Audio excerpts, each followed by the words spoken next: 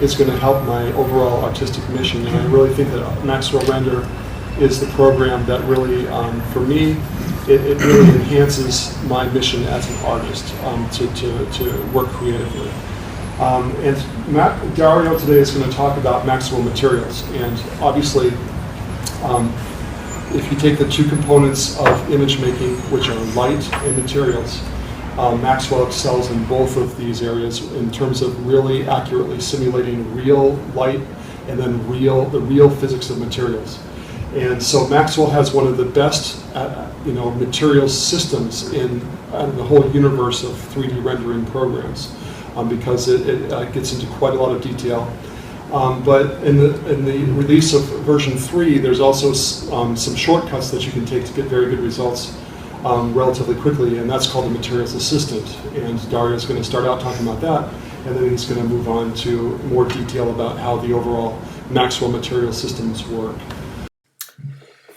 Okay, so Maxwell, as I've seen, most of you already know about Maxwell, more or less what it is and what it's for. What are its particular specifications? What is Maxwell as a render engine? What is different to others?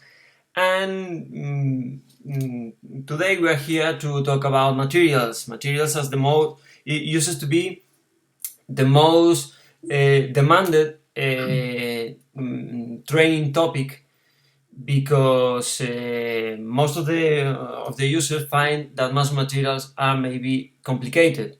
So now we are here trying to demystify this idea, and I would like to clarify how Maxwell Materials work and try to let you understand the way Maxwell manages surfaces the easier way we could.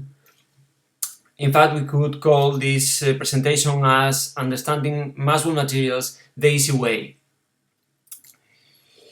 We have to remark that Maxwell Materials are not difficult. Maybe it is one of the hardest points in the engine. Maxwell is built to be a very easy to use and user-friendly render solution. But some people, most of the people find the materials the more complicated thing when they approach Maxwell. We believe that Maxwell Materials are not difficult at all. They are simply different than other material definition. They are different from the traditional material definition that we used in the past.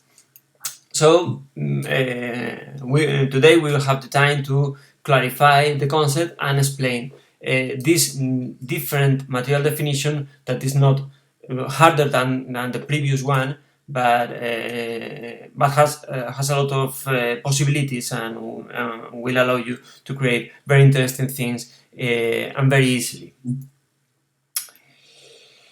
As some of you already commented there, Maxwell is strongly founded on physics, is based on physics, and Maxwell Materials are based on physics as well. Once you understand the physics definition of a surface, the Maxwell Material definition will provide you reliable, correct, and realistic result every time.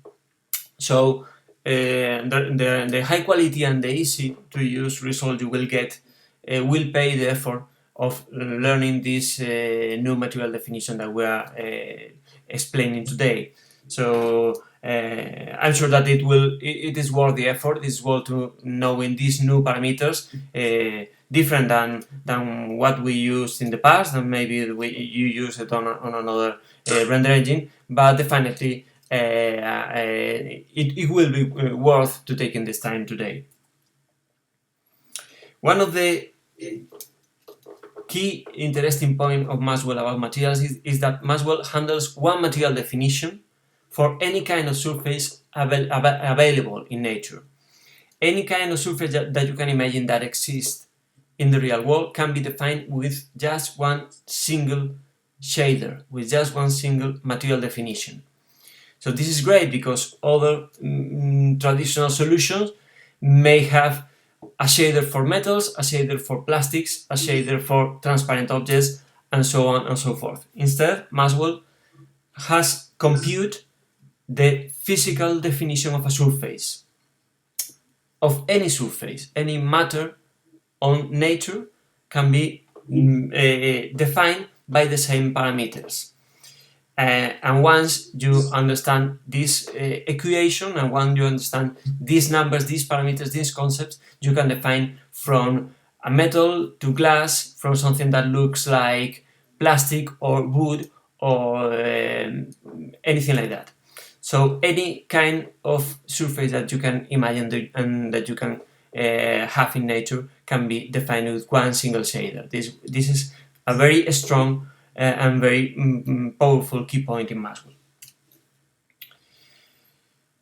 All of these different materials are being produced by this one single material definition. One shader, once you learn this shader, you can create everything that you can imagine here. It's based on the physics, but let's try to reduce the physics today to the minimum.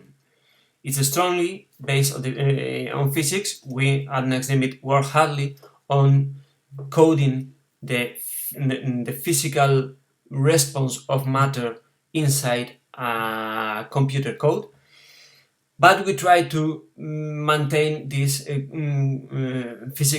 complicated concept for us and allow the user to work as easily as possible. So today we will have to dip a bit into the physics of matter, but I will try to make it as easy as possible and get into the physics as little as possible.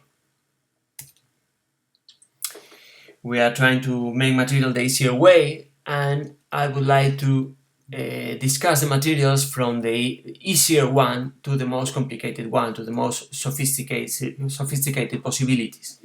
So we will start with diffuse materials, with what we may call Lambertian materials, and then we move on to metals, plastics, dielectric, glass, transparent materials, translucent, surface scattering materials, and finally more sophisticated things like multi-layered materials that stack different behaviors ones on top of another. Okay, so we are running out of introductions, and I would like to start with showing things in a studio. I don't know which 3D platform do you use. Maybe if you are working in architectural visualization, it's likely that you are using 3D Max or Revit or ArchiCAD or maybe Maya or Cinema 4D. Anyway, as you may know, the Maxwell concept can work exactly the same on many of the host native 3D platform. And for this occasion, I will use Studio as the central platform that is common to any Maxwell user. And I will use our good old symbol scene, a scene that you may already know, which is a scene that we created in the first times of Maxwell to test materials in a unified environment. Okay, this is Studio, as you may already know, and this is the materials list. This is the material editor with the Maxwell material definition. This is the shader that we are going to discuss today. And we are going to see the results interactively in Fire at the same time as we are performing changes in the material definition.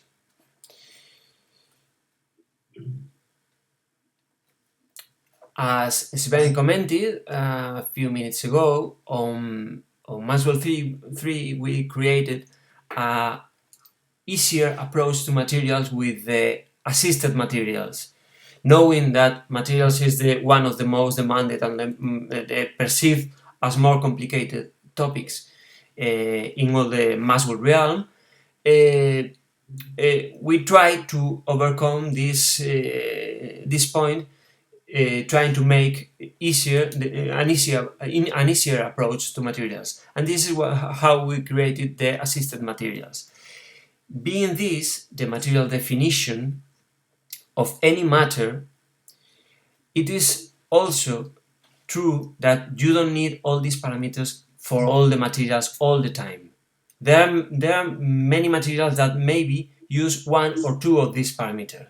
There are other materials that maybe use 3, 2 or 4 of these parameters, but there wouldn't be any case where you will need all the parameters together. There is no such a matter that may use all these parameters together. So why not to create an assistant, a wizard, that will will display only the parameters that you are needing in the material that you are trying to create. And this is how we created the assisted materials. At the time when we want to create a material, we can create a custom material, which is the global complete definition, or we can create any of those assisted or pre-made or prepared materials.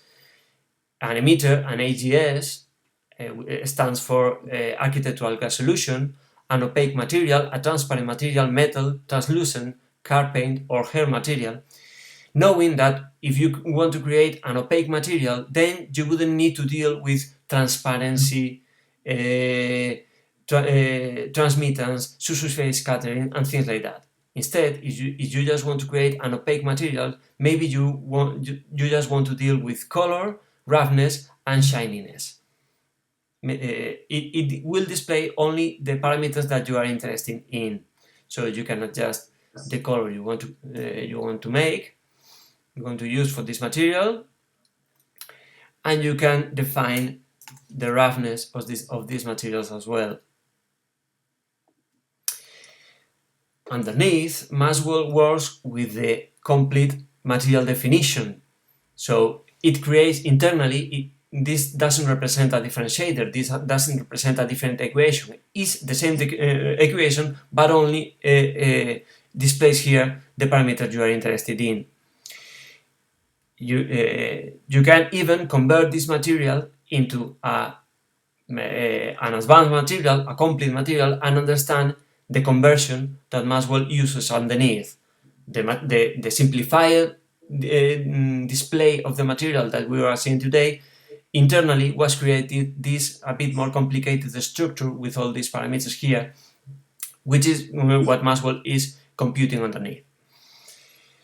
And the same for, let's say, transparent materials. If we want to create something that is water, crystal, glass, or whatever, you just set the color, the refractive index, and the amount of transparency. Even we change the naming of the parameters to make it something less scientific and more user-friendly, the kind of name of the parameters that you want, that you are expecting for defining a material like this. And internally, Maxwell creates the whole complete material structure to render. You have an assisted material for metals, an assisted material for translucent substance, like surface scattering things, for a car paint, so you can adjust the color of your car paint, and Maxwell internally translates this simplifier interface into the more complicated structure that maybe you are not interested in learning. And finally, for her, there is also a simplification of the layout of a hair material that internally would deal with this more complicated structure. So the assisted materials is a great advance because you are likely to create any, you are able to create any possible material or the most frequent materials that you will be needing in your projects will be accessible from these assisted materials. So it's a very interesting and very powerful tool that you can use. So if you are not interested in learning more about materials, okay, you can leave the room now and use the assisted materials from now on, because 90% of the materials that you are going to use in your projects are represented with these categories. Okay, most of the users that are finding a complicated time understanding materials are very happy with this new approach. But of course, now we are here to understand the complete material definition. So aside from the assisted material that I discussed now, I will try to start from one single plain material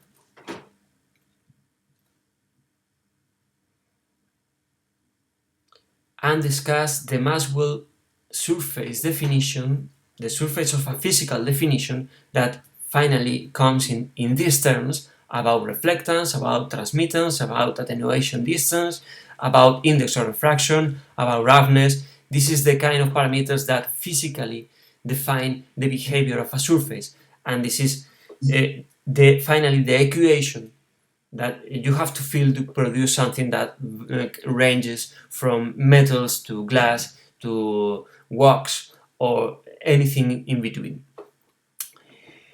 The approach that I'm going to take here is what I was explaining a minute ago.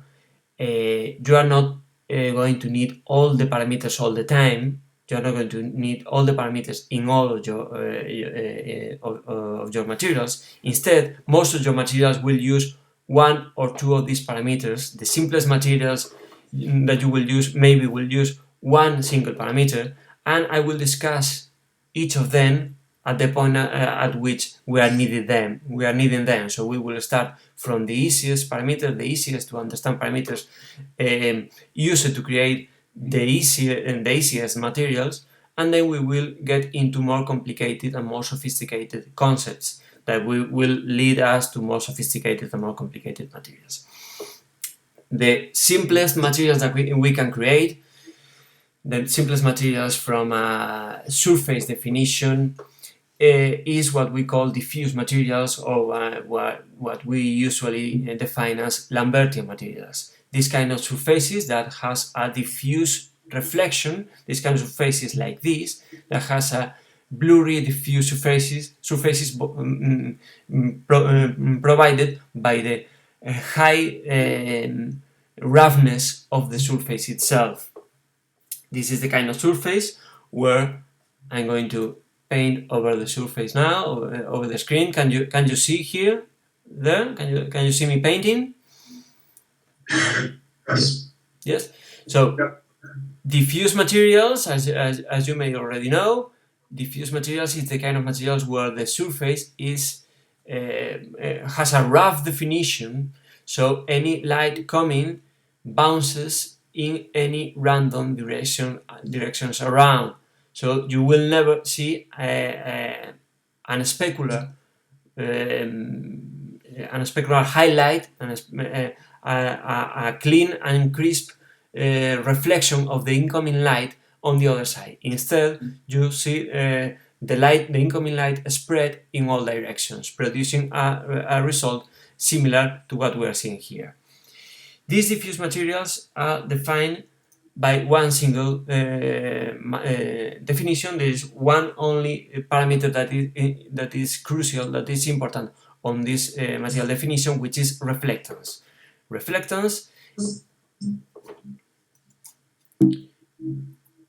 Reflectance, which is the concept, the most open concept of what we usually call color. Color is a wider concept. Color is a more generic concept. So we try to avoid referring to color as a definition, as a parameter of a surface. Instead, the scientific term to define the color of a surface is reflectance. Reflectance meaning the wavelengths that are reflected out of that surface instead of the wavelengths that are absorbed by that surface. So when we define a surface to be orange, or when we define a surface to be red, what is happening is that that surface absorbs all the other wavelengths and reflects only the red surface. Only the red wavelength survives to the bounce. Only the red, if one lumen of white light impacts this surface, this rough surface that is red, all the other wavelengths that compose this surface are absorbed by this beam of light, are absorbed by the surface, and only the red wavelengths are outputted, are bounced, and continues traveling through the air. So this is the concept of reflectance. You already know it's the color. Is a very basic and intuitive concept, and is the only concept that is important on diffuse surface. Diffuse that are defined by the high roughness of the physical surface itself. If there were two parameters that were very important, that were crucial for defining any material definition, they will be roughness and there will be index of refraction, IOR. If there are two parameters, I repeat, crucial to define any surface, I would choose this, and this will be the parameters that I would explain the longer today. For a diffuse material, only reflectance and high roughness is enough, will suffice to define a Lambertian material like this. Of course, when we refer to reflectance, also we are referring not only to a plain color, but also we can refer to any color texture, so you can map any color texture inside the reflectance slot. Cool. But here we have reflectance 0 and reflectance 90. What is reflectance 90? Maybe you already know, is the color or the behavior of the surface at 90 angles, at glancing angles. It's what we call the Fresnel effect. After Augustin Fresnel, who was a French scientific that first noticed and first described what we call the Fresnel effect. Different behavior of a surface when observed, when seen at front angles and when seen at glancing angles, at 90 degrees angles.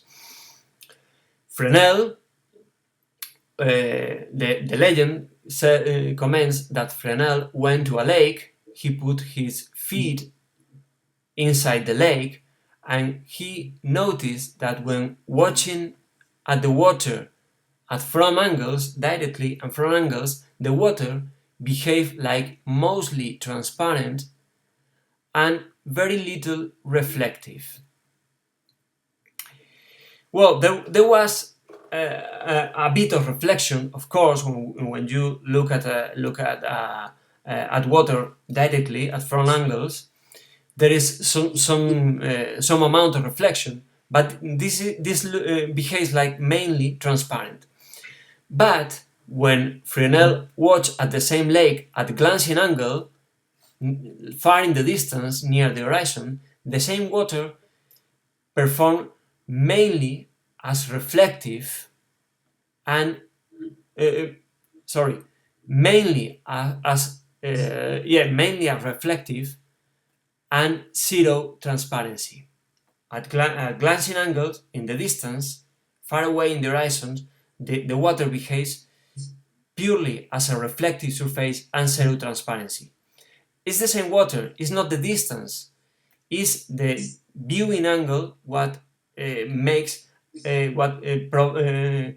provides a different behavior of the same surface when it is looked at frontal angles and glancing angles. This is what we call the Fresnel effect, and there are certain substances in nature that present this different behavior. A pearl, a soap bubble, some metals, gasoline are some examples, some typical examples of substances that present a different behavior here than here, that present a noticeable Fresnel effect. And we have these two color slots to define both the behavior at front angle and the behavior at glancing angles. Instead, in fact, we can define a different color here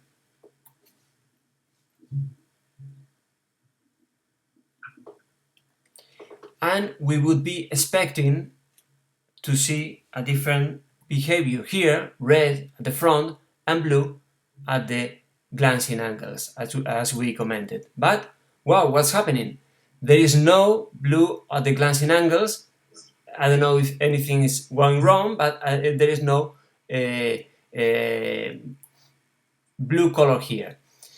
There is nothing that is going wrong. This is going correct. This is going the way it used to be, the way it should be, because the Fresnel effect, the effect here, only appears in nature in low roughness surfaces. Only surfaces, smooth surfaces, only surfaces with a very smooth physical treatment of the surface itself can present a particular and independent behavior at 90 degrees. Only smooth surfaces present Fresnel effect. If you recall my examples, a pearl, gasoline, a soap bubble, metals, all the materials where you can find a Fresnel effect, water itself, all the materials that can show a Fresnel effect are smooth surfaces. When roughness is high, there is no Fresnel effect. There is no behavior at 90 degrees. The input you're entering at a reflectance 90 is not taken into consideration. Instead,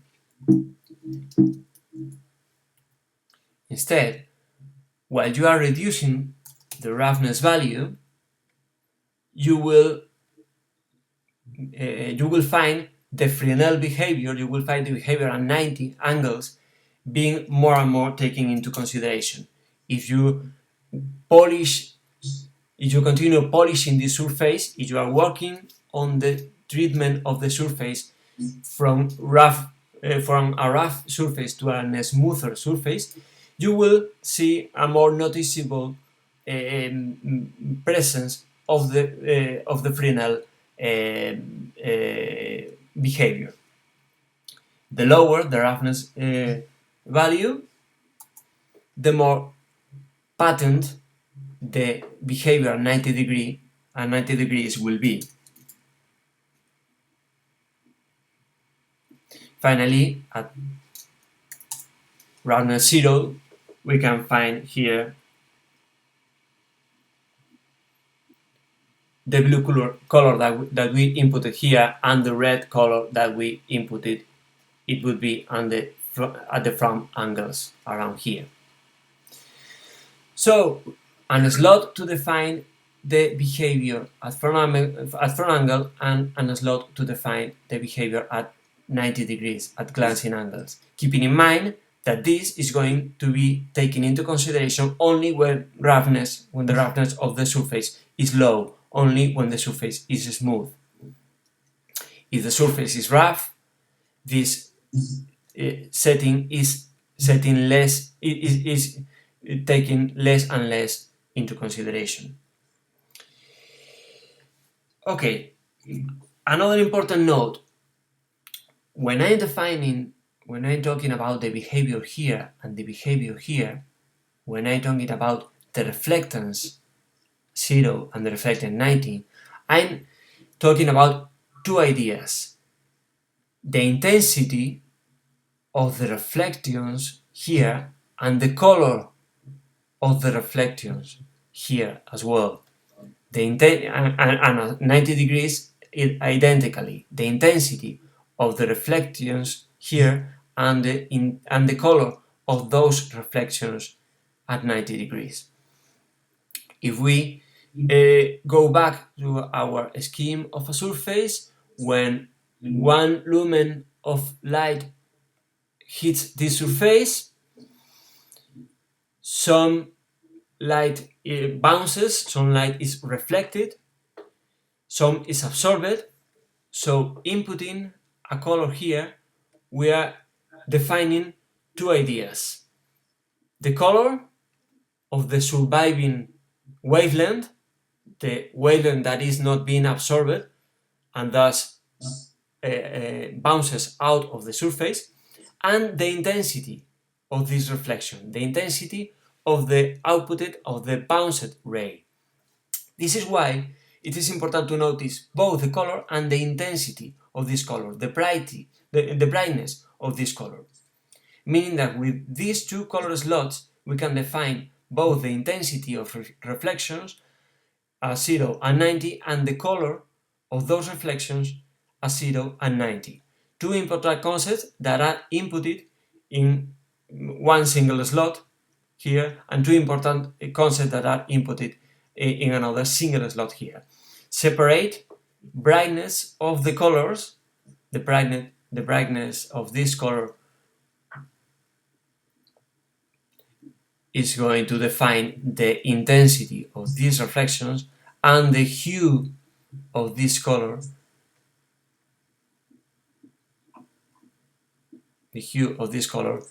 will define the wavelength or the color of the reflection itself.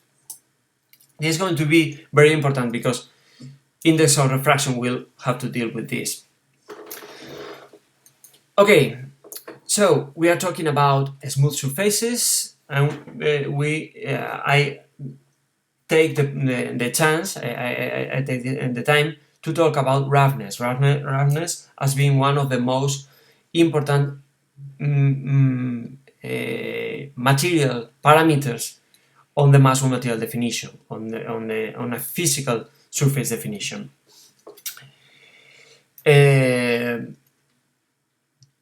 Okay, now we are leaving the diffuse materials, and now that we are reducing more and more the roughness value, now that we are reducing this value and going all the way down to 0, we are finding a less diffuse material, and we are finding a more specular material, a more reflective material.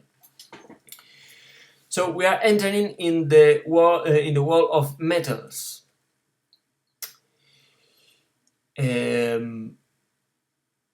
Whenever there are reflective surface, whenever you have an specular surface, whenever you have any smooth surface, any surface that it has been, instead of rough, is smooth, is polished, there is one key concept that you have to deal with, which is the index of refraction. Whenever you have a metal, whenever you have a glass, whenever you have water, whenever you have any liquid, whenever you have any material that is not a pure diffuse Lambertian material, you will have to deal with an index of refraction. So it's the next parameter that I will explain now, and as I commented you, is one of the two parameters, the most important parameters on a material definition. So this is crucial, and this is maybe the most complicated and maybe the most the concept of index of refraction has many layers itself in the concept. So it could be one of the most complicated parameters here in the definition, so I will try to define it as easier as possible. By index of refraction, we already have an intuitive concept that the index of refraction defines the bending of the light when the light travels inside a transparent medium. There is a couple of angles, and is the sign of this division of angles. Finally, the index of refraction defines the bending of the light beam when it travels inside a transparent body, a transparent medium. Okay, this is okay, but this is only part of the truth. The other part of the truth is that the index of refraction has a lot to do with refraction, but it also has a lot to do with reflections. The index of refraction not only describes the behavior of the light inside, but also describes the behavior of the bouncing light, the intensity of the reflected beam. And the index of refraction defines both the intensity of the reflected beam at 0 angles and the reflection of the reflected beam at 90 degrees and all the possibilities in between.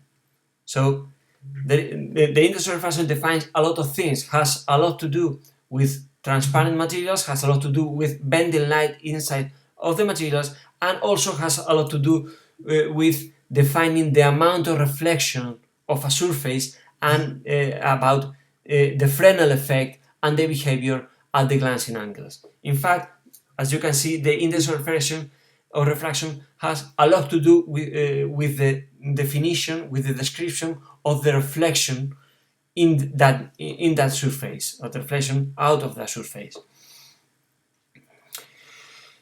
So, whenever you have any reflective material, you will have to deal with an index of refraction. Transparent surfaces like water have an index of refraction around 1.233. Glass has an index of refraction near 1.5 to 1.6. Diamond has an index of refraction around 2.4. While this for transparent materials, while reflective materials have index of refraction that vary from 0 to around 20. So whenever you have metals, glass, liquids, and this kind of materials that present a pattern reflectivity, you will have to deal with its index of refraction. Its index of refraction is a parameter that you cannot estimate, that you cannot easily estimate eyeballing on a surface. It's something that must be measured on laboratory, on measurements on lab, but it's something quite easy to find. It is quite easy to find the index of refraction of any material that you can imagine. The index of refraction of silver, of gold, of chrome, of titanium, of any material that you can imagine can be measured on laboratory, and you can find a table that includes all the index of refraction of those parameters. Knowing that the higher this parameter, the higher the index of refraction means the more intense the reflected light beam will be. If this value is small, the reflection will be dim, while if this parameter is big, near 20, let's say, this intensity will be huge. We can see here that if we increase this value, we will see a more intense reflections on that surface. More and more intense reflections of that surface, on that surface. Always more intense the reflections are always more intense at glancing angles than at front angles because of the Fresnel effect. But the higher this value, the more intense the reflected beam will be. And how can we find these parameters, and where do we find these values? Where do we find the index of refraction of any surface? Our best recommendation is that you should go to any table on any physics book where you can find the material that you are want to mimic: steel, chrome, titanium, gold, whatever you need, and you input here the value that you will find. Chrome is the index of refraction of chromium. It's around 3. It has no tinction nor in the front angles and nor in the glancing angles, and this is similar to a material definition of chromium. So this is the index of refraction is not a parameter that you can estimate. It's a parameter that you always have to input. Whenever you have a reflective surface, you always have to input here an index of refraction according to the matter that you will that you are trying to mimic. But it's something very easy to find. It's very easy to find a table where you can find the value of the surface that you are trying to mimic. Okay, index of refraction. But when I was commenting about index of refraction, you may notice that there is some sort of double input here. You are inputting the intensity of reflections by the brightness of these color slots, and also you are inputting the intensity of those reflections by inputting a value here in the index of refraction parameter. This a double input.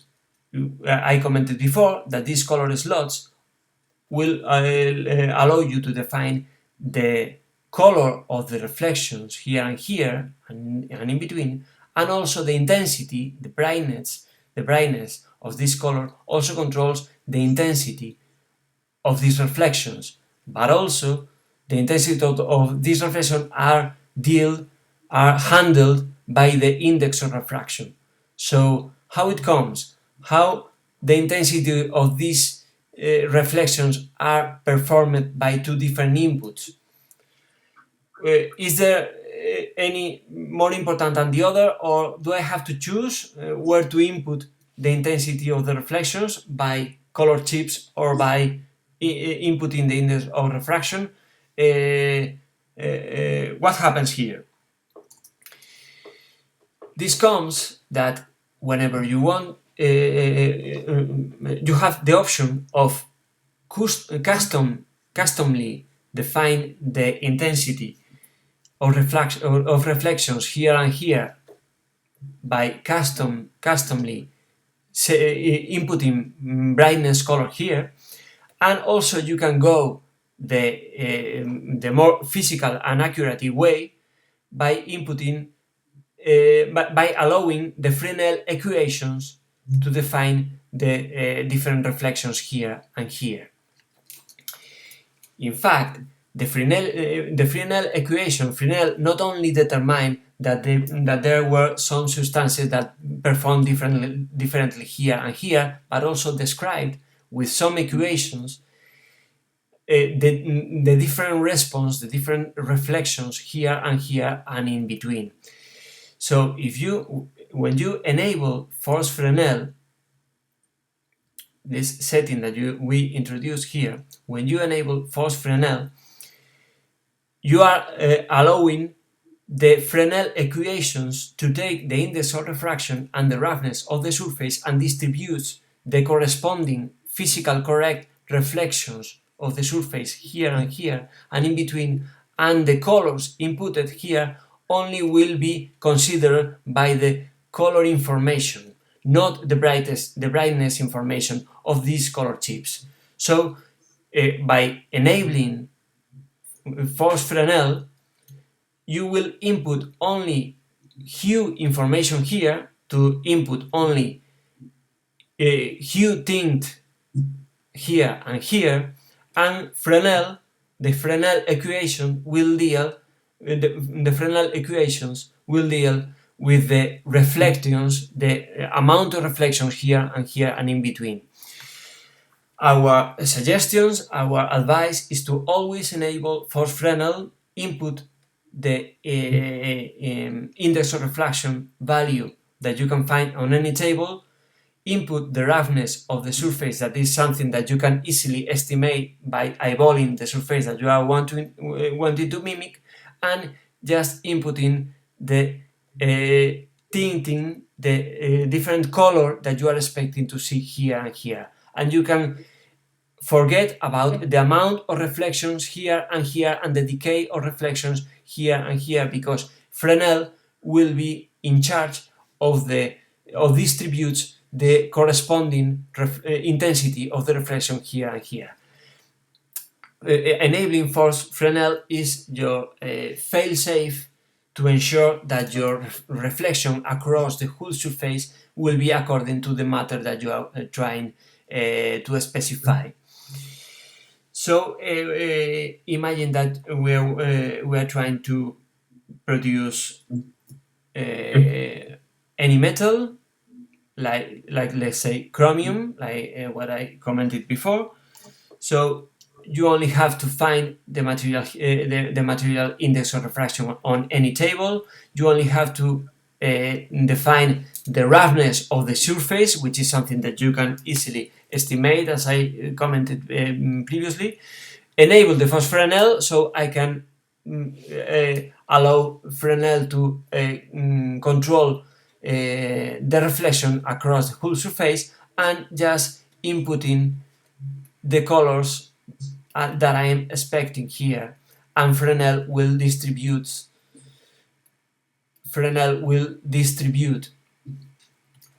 the behavior between this and this all across the surface according to this index of refraction. So this is important, and this is a fail-safe procedure. Always enable force Fresnel, and you can get rid of thinking about the amount of reflection on any surface. Instead, for people that want to be very picky to define the intensity of reflections, and also aside from the color of the reflection, also the intensity of reflections at front angles and glancing angles, you can always disable force Fresnel, and by disabling force Fresnel you take the control of both the color and both the intensity of the reflections here and here by inputting colors and the intensity of the colors in these both color chips. This way, the darker this color, the less intense this reflection will appear at that angles. Great.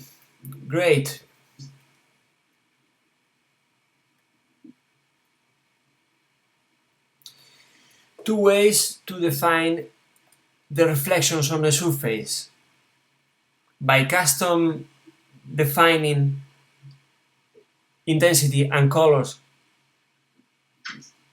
inputting intensity and colors of reflection in these color chips, or enabling force Fresnel and only inputting color information here. The brightness of the color chips here will be discarded, the brightness of this color will not be taken into consideration, and only the hue of this color will be taken into consideration. Fresnel will distribute these reflections across the surface according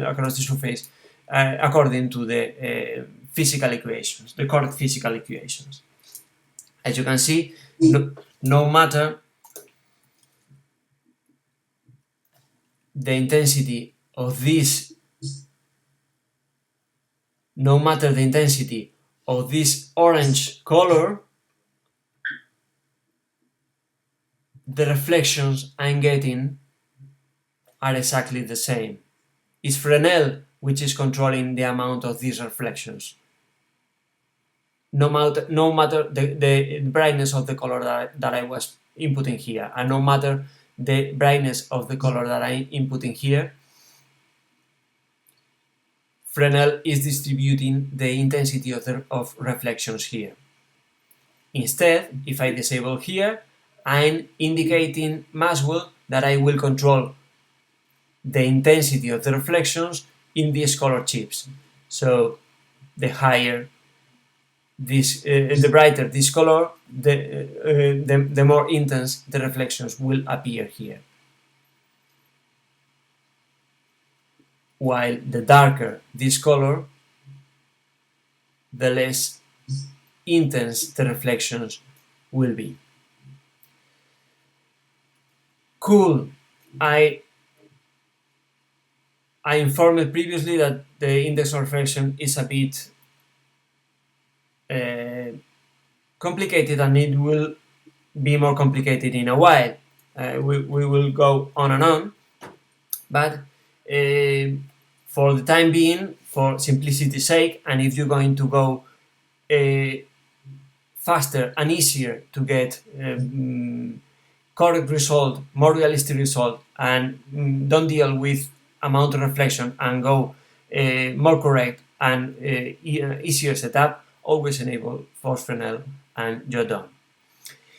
Okay, K. What is the K?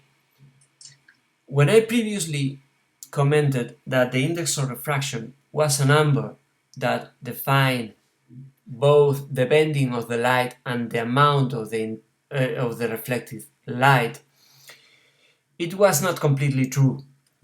The index of refraction is in fact not a number, or is in fact not a single number. It's not just a real number. It's a complex number. Do you remind in algebra in high school when they commented about complex number, those kind of numbers that was composed by a real part and an imaginary part? Does anyone remember anything like this on high school when they describe numbers that were like 3 plus 4i, where I was the square root of -1? Does anyone remember anything like this? A real part and an imaginary part? No? Yes? No answer? Yes? There's someone that reminds that? Yes, these are complex numbers. They have this real part and this imaginary part. And I also believed that I would never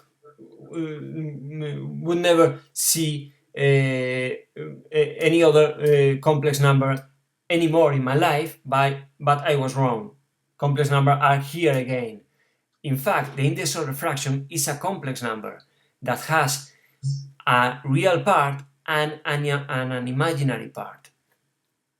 This real part is what we usually call index of refraction, is what in water is 1.333, and this imaginary part is what it is called the coefficient of extinction. Coefficient of extinction. It's a picky concept. It's not a crucial concept. It's not a concept that you are going to deal with very often. In fact, if you don't need, if you work in a regular architectural visualization, you are not needing to be that picky with all the materials. But instead, if you work If you are work on the jewelry industry, if you work for optics, on optics, if you work on physics, there is something very important to take into consideration. People working in the jewelry industry have a skilled eye to determine what is platinum and what is titanium and what is silver, and the mixes of these metals, and the behavior of these metals and the reflection of these metals are very precise and must be tweaked with this complementary component of the index of refraction. So if you want to be very precise, if you want to be very picky, if you want to go deeper in the concept of the index of refraction, if you want to define a more complete definition of the index of refraction of a surface, you will have to deal with the complex, with the real part, and also with the imaginary part. And where do we find this imaginary part? I would like to suggest this resource, refractiveindex.info, which is a table of refractive indexes for many substances, where they display both the real part and the imaginary part of any matter, of any substance. So they measure all these substances, and for any of all these substances, they describe the index of refraction, including, in this case, the coefficient of extinction was 0. For platinum, this is the real part and this is the imaginary part. I will use, let's say, silver, argentum, and as you can see, the index of refraction is the real part of silver is 1.15, and the coefficient of extinction is 3.6, 3.8. 0.15. Enable Fresnel and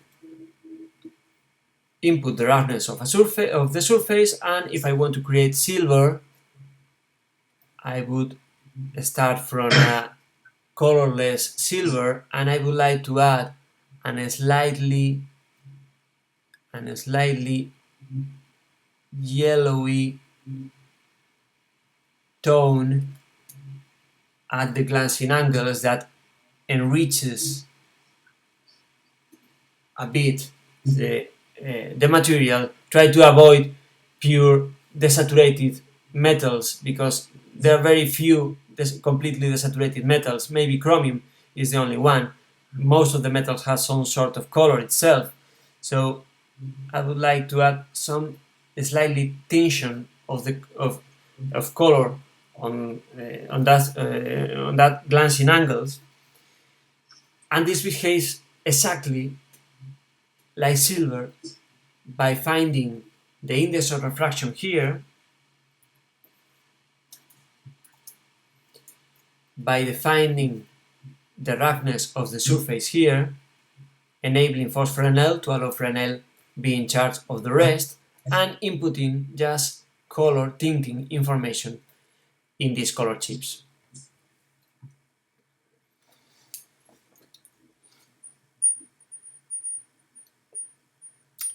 Definitely looks like silver, definitely looks like that, because the definition of the reflections across the surface, both here, in between, and also now the refractive index, that with the real part and with the imaginary part that controls the intensity of this reflection, and also the coefficient of extinction. I wouldn't like to get too deep in this parameter, but controls the extinction of this ray. So it's a more precise, a more accurate definition of what's happening with the reflections across this surface. If you want to be picky, if you want to be precise with the definition of a metal, just input the index of refraction with these two parameters and you are, these double parameters, and you are done. Okay, for gold, I would come here, I would try to find gold, which is listed here as Au from aurum, and the index of refraction of gold is near 0.2 and 3.2, and the color, of course, yellow.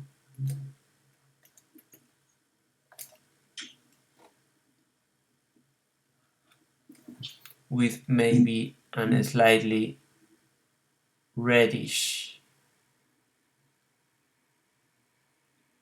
tone on the glancing angles.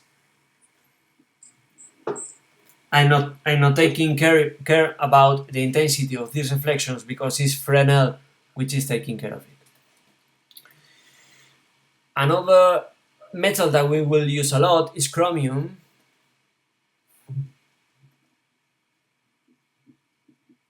And chromium is near 3 and near 4.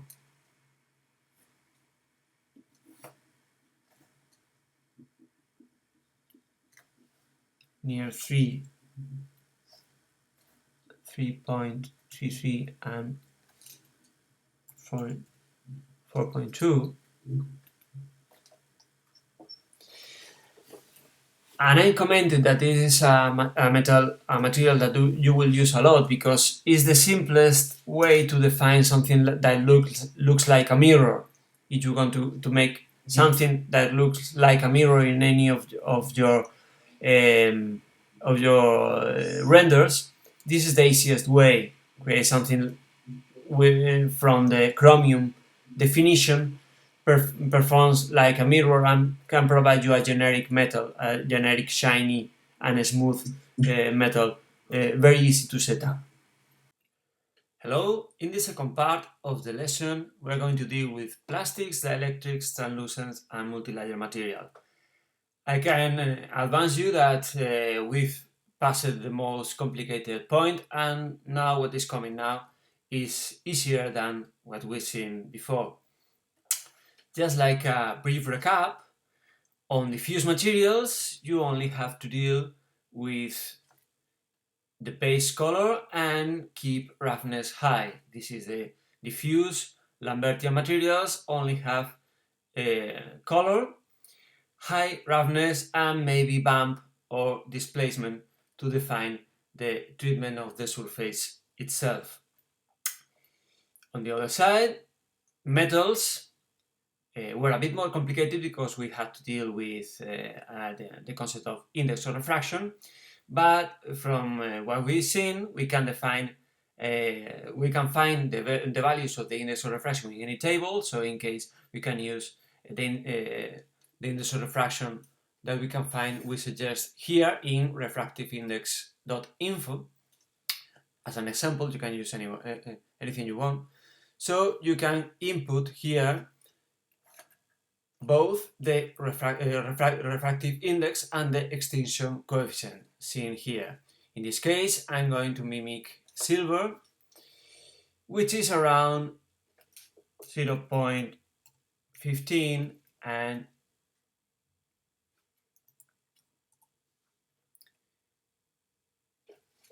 3.4 for the coefficient of extinction. Keep in mind that metals have always, or almost always, low roughness values, and for those about reflections and specular behavior, low roughness value was mandatory. So for a metal, you only have to input index of refraction here, easy to find. You only have to set the roughness value, easy to estimate, and you only have to input chromaticity color, chromaticity information of the color here and here in these color slots, and you're done. Metals, in fact, are really easy to mimic in Maxwell, are really easy to render metals, very accurate metals in Maxwell. More, let's jump a little further and we will discuss about plastics. So far, we've defined the materials with one just single BSDF. BSDF can be understood as the base unit of a material definition. The same as Word is the base unit on language, BSDF is the base unit, the ultimate definition of material, of a material. So anything from glass to a metal, to diffuse materials and things like that can be obtained with one just single matter definition, which is the BSDF. Most of the materials that you are going to deal with can be replicated with one just single BSDF. But there is true that there are also some materials that behave like a combination of two different BSDF that has two different behaviors combined. And this is the case of plastics. Plastics, in general, they have a visible color, they have what we may call a diffuse and Lambertian behavior, and on top of this they have a specular behavior, a specular shine. So the best approach to those plastics is to mixing two BSDF together in just one material. And we're going to do this way. For creating a plastic, a generic plastic, we can create in this BSDF the Lambertian or the diffuse behavior of the plastic. I will use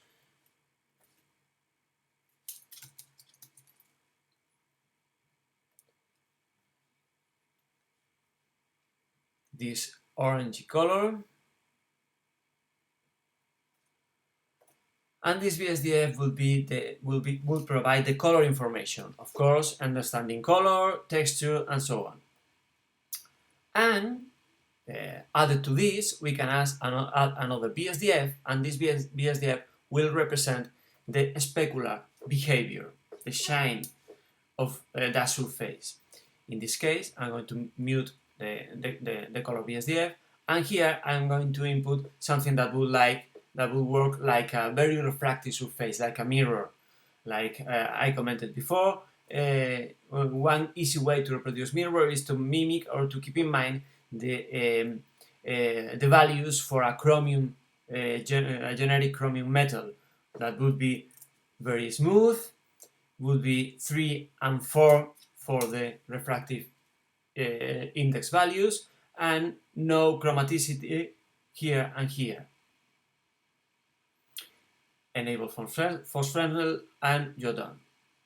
This would represent the specular or the shine behavior. Now that we can mix them both, we will have the combination of the two behaviors together.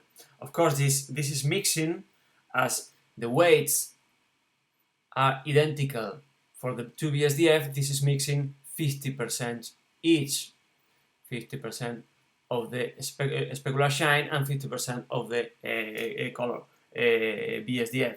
And we are not wanting to mix this. We're not this way. We're not wanting to create this result. Instead, a generic plastic would be represented more like 5% of the specular behavior, 95% of the color behavior. This would behave similar to a generic plastic, a very shiny plastic, which is okay.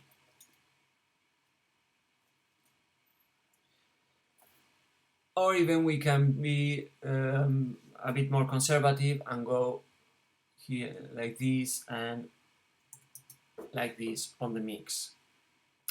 Very little surfaces has this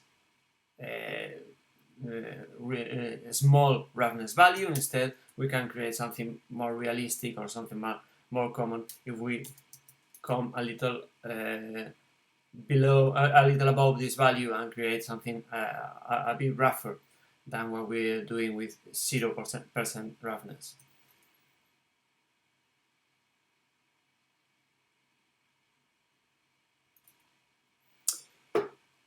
Okay, this is essentially what plastics are. Plastics are essentially a mix of two BSDFs, one carrying the color information and one carrying the specular information. As some advices, the color information, keep it completely Lambertian, and for the shiny information, don't go too far in lower roughness values, because they are unnatural, and this is not common to get that smooth surfaces, and something a little above of this would be more interesting visually.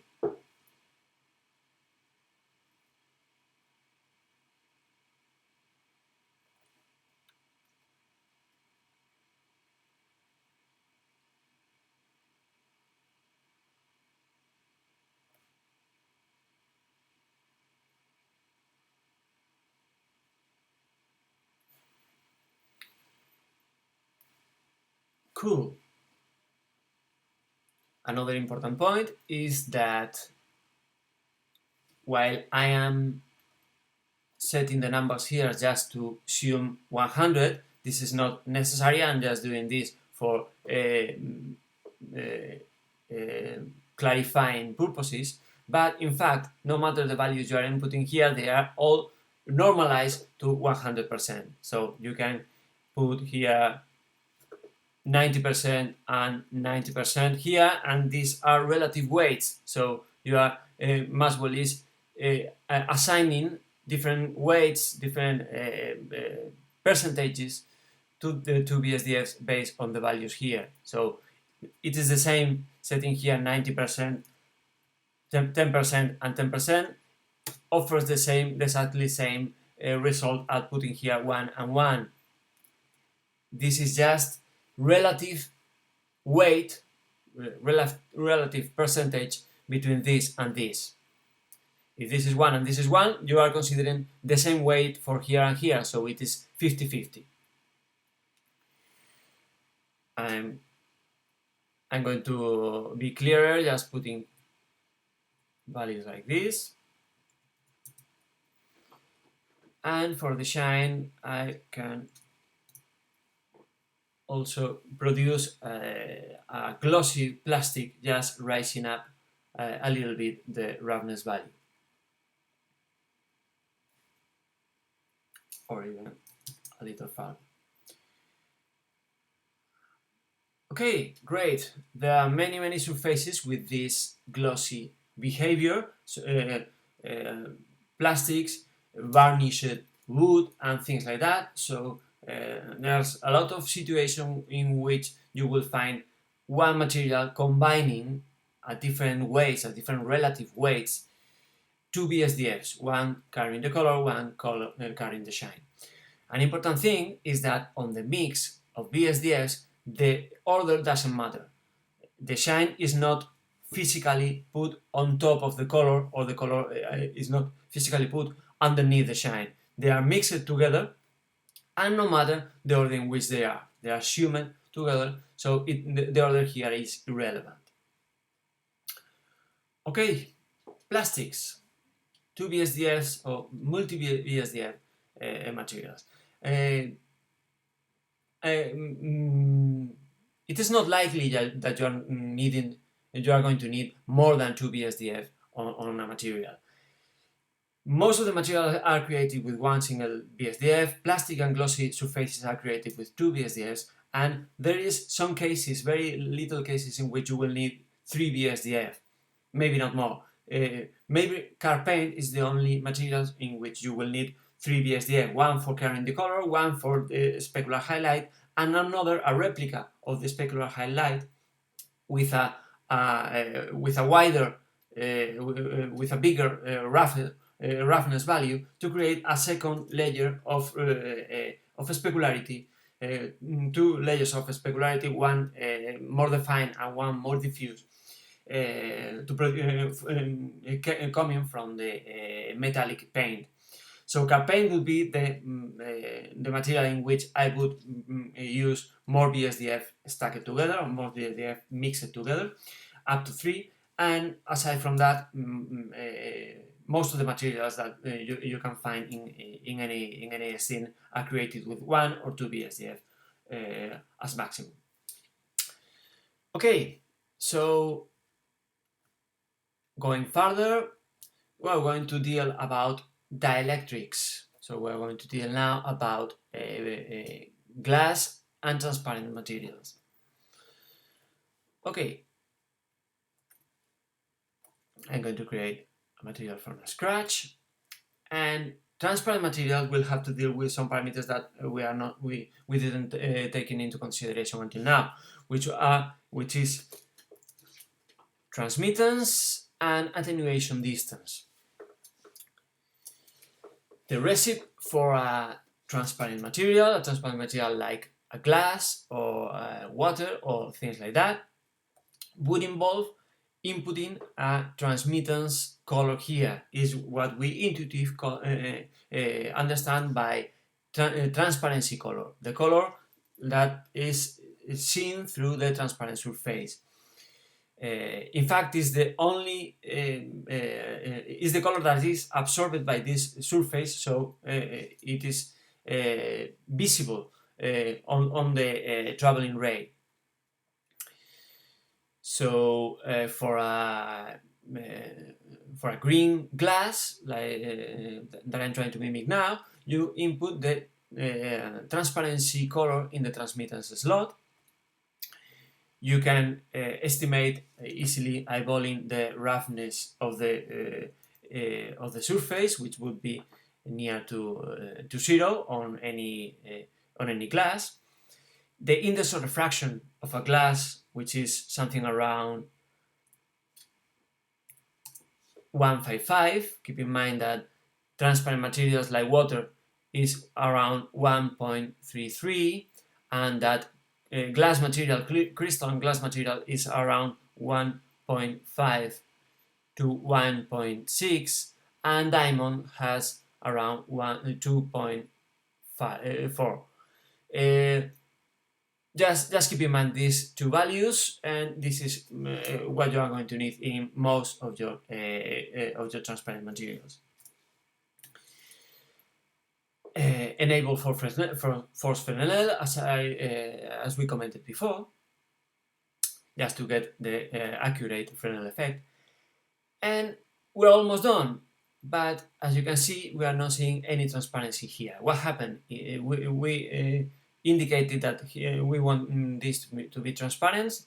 We are expecting a greenish transparency here, and we're seeing it completely black. What is happening here? This is because the attenuation distance, the transparency distance, is set to small here. We are producing here a material in which the light is absorbed in the first nanometer. One transparent material is something that when a ray hits the surface, it can enter the ray. It can enter the body. But it is also true that while the light is traveling through this medium, it is getting absorbed more and more during its travel through the transparent body. With this distance, we indicate how far, how deep do we want this ray to get into the surface until it gets completely absorbed. In this surface, the ray is getting absorbed in 1 nanometer of surface. So the light is entering here, is hitting here, entering 1 nanometer, and then it gets absorbed.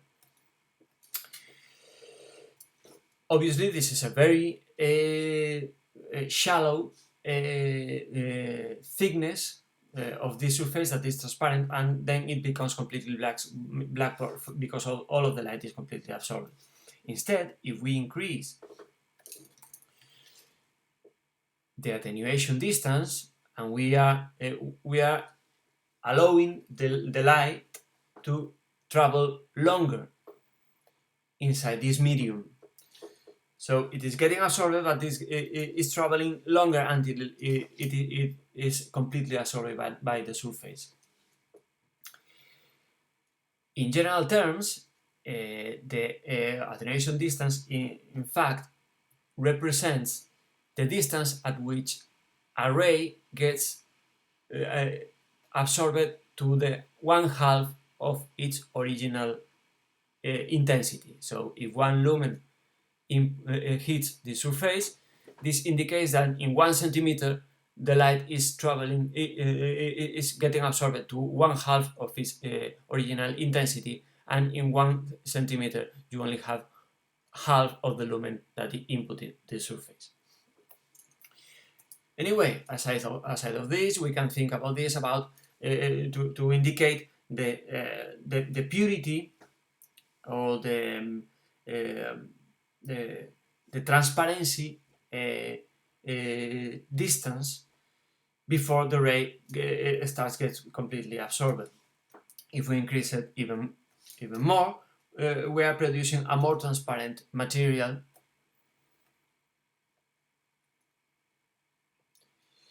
And obviously, the longer, if this is getting absorbed in 1 decimeter, the longer the ray is traveling through this medium, the thicker this piece, the more absorbed the light will become, and the thinner this piece, the less absorbed the light will be.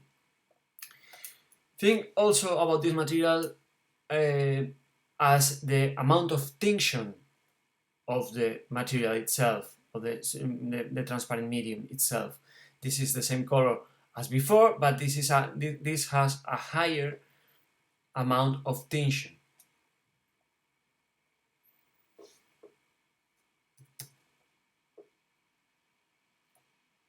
While the smaller this value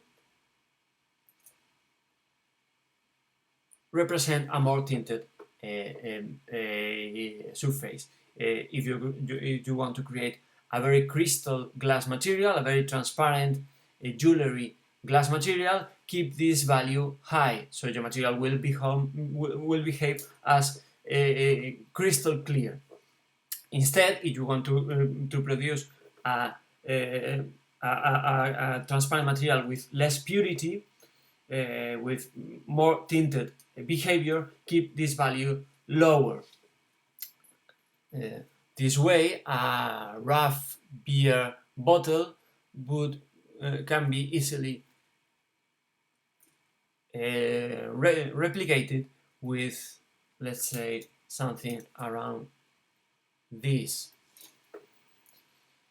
The smaller this distance, the more tinted the glass will be, the more tinted the transparent material will be. The longer this distance, the more transparent the material will be, because the light will travel farther without being absorbed at all. Okay, transparent materials, also easy to use this value here, easy to always enable Fresnel, easy to estimate the roughness of the surface, easy to input here the transmissive color, the transparency color, and you're done. This is all you have to know about transparent surfaces. For frosting glass, just raise this value a bit and you will have something less smooth and a bit rougher than what you had before. Okay, brilliant. Transparent glass water liquids is this easy. Going a little further, we are trying to move to translucent materials, those materials that like wax or like organic substances that present some sort of translucent behavior, like some plastics and things like that. And we can approach to those translucent surfaces from the definition of the transparent materials, which is easier. We are trying to mimic an example, a translucent material like peach juice, and we are approaching this material just thinking first on a similar dielectric material, and then we will add the translucent behavior, adding scattering to the surface. To mimic a material like this, we will let's start from the scratch. We will start from a general dielectric material, and so I will forget about the scattering part. I will create this like a tinted dielectric liquid. So in order to do so, I will start the recipe for any tinted dielectric surface, like lowering the roughness to 0, entering here the index of refraction of similar to water or things like that, enabling Fresnel, adding the transmittance color to be something like this, like the particular fruit juice that I'm going to mimic, and increasing the attenuation distance just to reproduce the amount of tinction that I'm expecting on this material.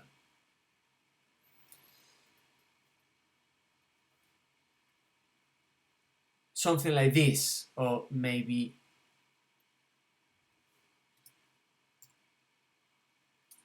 half of this, a bit more tinted.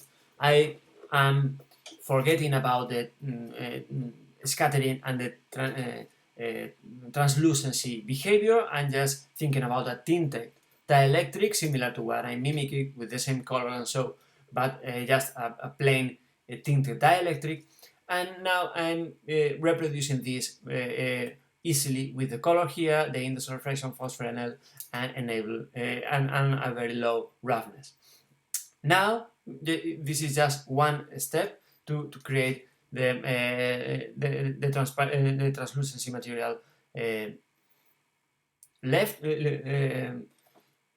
which is adding scattering particles, which is adding more and more particles in the medium that will make that the traveling of the light inside this medium will not be in a straight line, but in random paths, because of the ray is hitting randomly some particles, so it will produce a random path underneath, which is what we call translucency, producing, instead of a crystal clear transparent behavior, it will behave just like a more diffuse translucent behavior. This is done just by raising the subsurface scattering coefficient. I will raise this a bit more, and this way I am adding more and more particles to the medium I am mimicking. More and more particles just to create the particular material I am after. I would go to something like this. Maybe this is a bit orangey. I would like to be a bit more yellowy.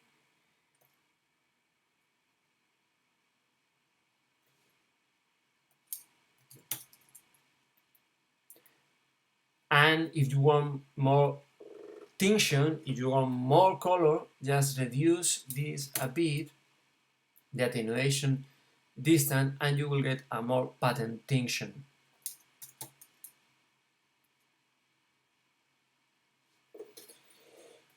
Okay, great, easy, nice and dandy.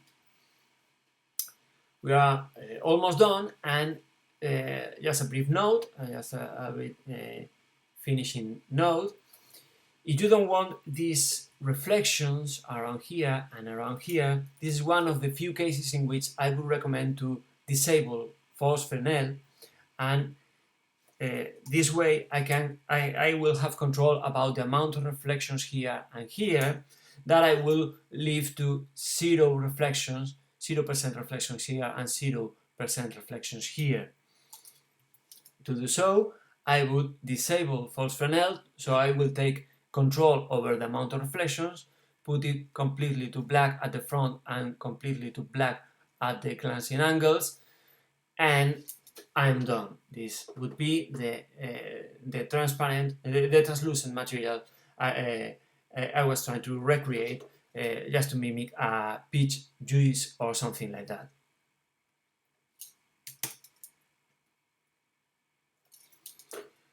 Okay, easy, beautiful. It creates this beautiful scattering behavior like this beautiful shine like this. You can see the light traveling through the thinner areas and the light being absorbed on the thicker areas. This is very cool, and as you can see, very easy to set up surface scattering materials.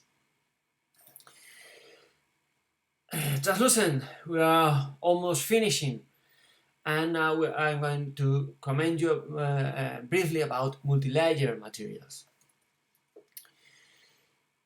So far we created materials just in one layer, mixing mostly one BSDF or two BSDF in the same layer.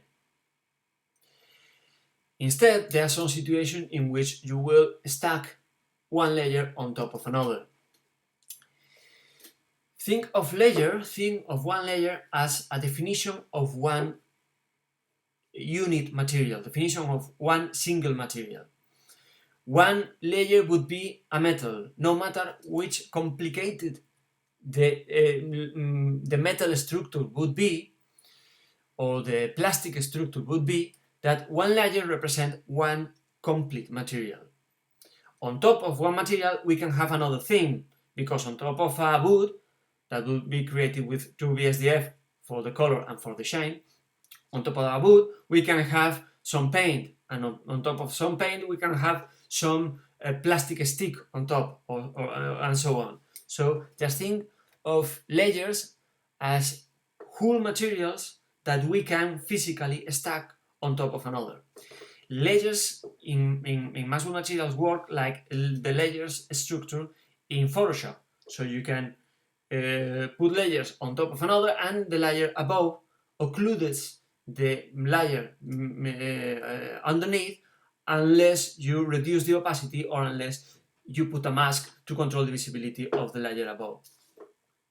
Like in Photoshop, there are many approaches to layers. You can have different images on different layers, or you can have a folder containing several images and folders of layers on top of them. For simplicity's sake, just keep the idea of layer like a complete whole material, no matter the complexity in BSDFs of this material. One material, one finished material, one substance would be defined by one layer, and if you put another material, paint or metal or something like this, on top of physically on top of this material, you would need to create a layer on top and define a new material, no matter the complicated this material may be, that you can put on top of another. So I'm going to create one multi-layer material, and for doing so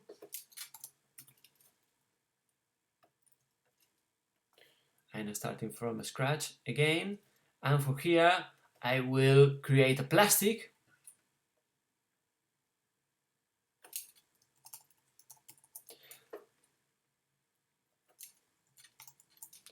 And for this plastic I'm inputting, for this plastic I'm doing what I commented, a BSDF carrying the color, I will use a texture here.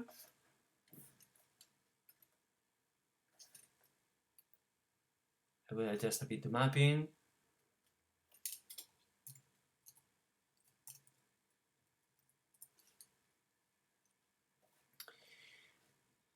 Color, so easy, color and high roughness.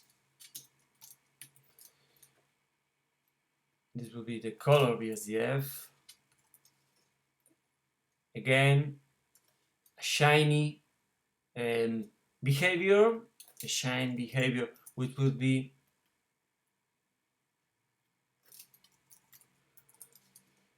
just like the chrome recipe, so low roughness, 3 and 4, Fresnel, so this is chromium, and I will reduce this a lot to around something like this and around like this.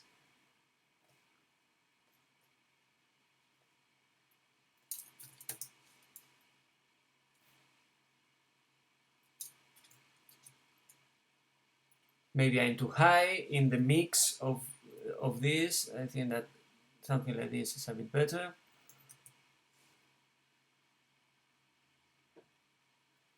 And I will reduce a bit the saturation.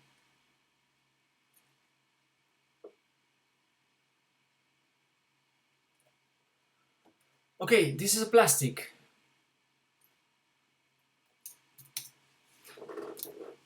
No matter the structure, how complicated the structure of this material would be, it can have 3, 4 BSDFs, it doesn't matter. The question is that one layer represents the behavior of one material entity, of one whole material. On top of this, I can create another layer, and this layer I want to be, let's say, gold.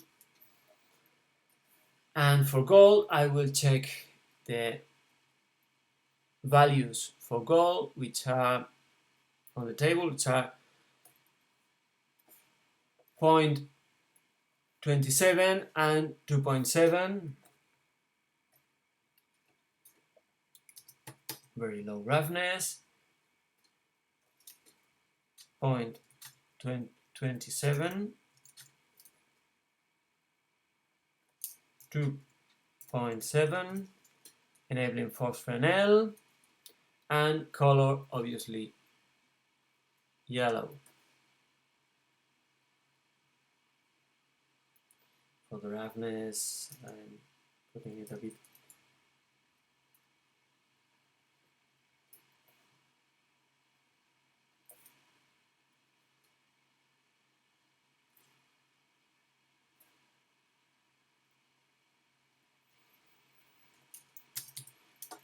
great, cool. Like in Photoshop, like we commented in Photoshop, one layer occludes the layers underneath. So if this layer in mixing layers, the order matters. This layer is put above of this, so if it is in opacity 100%, the ray hits this layer before and hits this layer first, and if he finds that this represented 100%, the opacity of the layer is 100%, it cannot see anything underneath this, and this will be the only material that is represented. The idea is identical to the layer structure in Photoshop. Instead, we can reduce the opacity. Each layer has an opacity value and a mask value, which is way more interesting than the opacity value. I can apply a mask for masking the layer on top, and I can also check the tiling of this texture. So I will repeat, let's say, like this.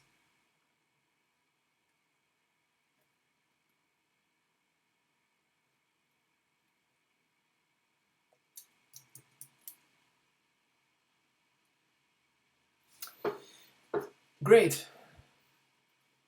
Brilliant. So we are done. We are near there. This is how the multi-layer structure, this is how the layer structure in the Maxwell materials work.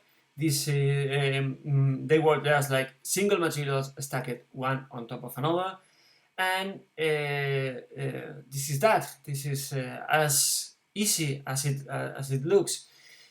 Diffuse materials, very easy. Metal materials, very easy. Plastics, combination of a specular and a diffuse material are easy, of course. Transparent materials, very easy as well.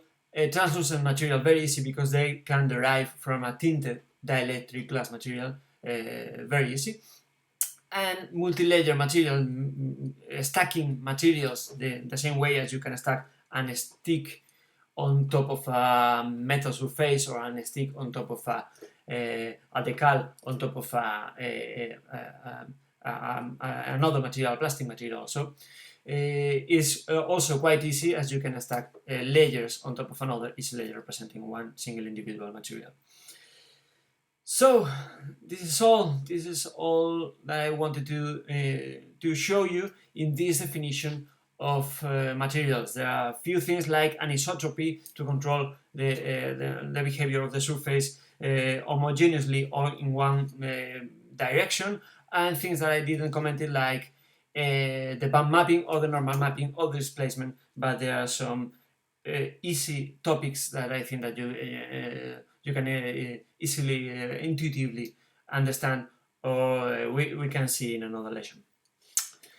So thank you for coming, and I hope we can see you soon in another lesson, and I hope you like it as much as we do. Thank you.